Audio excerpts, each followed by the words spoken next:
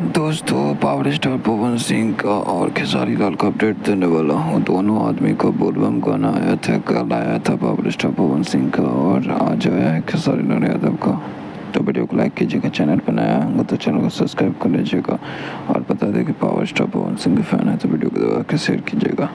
आज बात कर लेंगे पावर स्टार पवन सिंह का कल जो गाना रिलीज हुआ था, जो कि 5 घंटे का रिपोर्ट आप लोगों के बीच में है, स्क्रीन पर दिखाई दे रहा है। ठीक है, और खेसारी लाल यादव का भी ये आज गाना आया है, उसका भी 5 घंटे का रिपोर्ट आप लोगों के सामने है।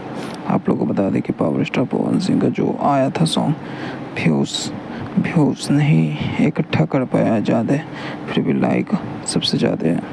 और खेसारी लाल यादव का जो आया था आज सॉन्ग, उस पर व्यूज़ ज़्यादा है बट लाइक कम है।